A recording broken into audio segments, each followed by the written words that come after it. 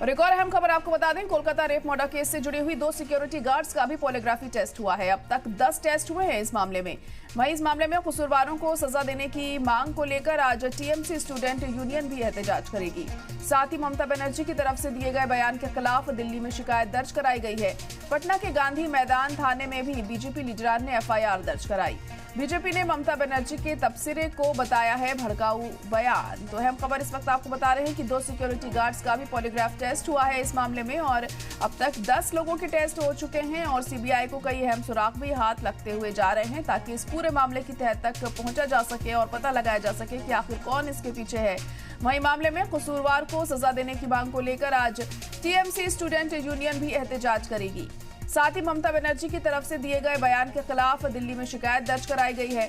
पटना के गांधी मैदान थाने में भी बीजेपी लीडरान ने एफआईआर दर्ज कराई है।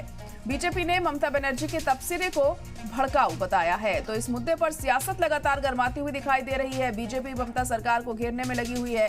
तो वहीं ममता सरकार की तरफ से कहा जा रहा है कि मरकजी सरकार कोई अहम कदम नहीं उठा रही है खवातीन की हिफाजत के लिए, उनकी सुरक्षा के लिए। और आज टीएमसी स्टूडेंट यूनियन भी एक एहतजाज करने वाली है ताकि सख्त से सख्त सजा मिल सके जो भी इस मामले में लिप्त पाया जाए। तो सीबीआई की जांच भी जारी है। लगातार जो पॉलीग्राफ टेस्ट हो रहे हैं और आपको बता दें कि 2 सिक्योरिटी गार्ड्स का भी पॉलीग्राफ टेस्ट यहां पर किया गया और कुल मिलाकर 10 लोगों का अब तक पॉलीग्राफ टेस्ट हो चुका है और कई और लोगों को भी आने वाले दिनों में गिरफ्तार किया जा सकता है क्योंकि तमाम अहम खुलासे सीबीआई टीम की तरफ से हम आए दिन देख रहे हैं इस मामले से जुड़े हुए। तो कोलकाता रेप मर्डर केस में कुल 10 पॉलीग्राफी टेस्ट अब तक हुए हैं। 2 सिक्योरिटी गार्ड्स का भी पॉलीग्राफी टेस्ट हुआ और आज टीएमसी स्टूडेंट यूनियन भी एहतजाज करने वाली है।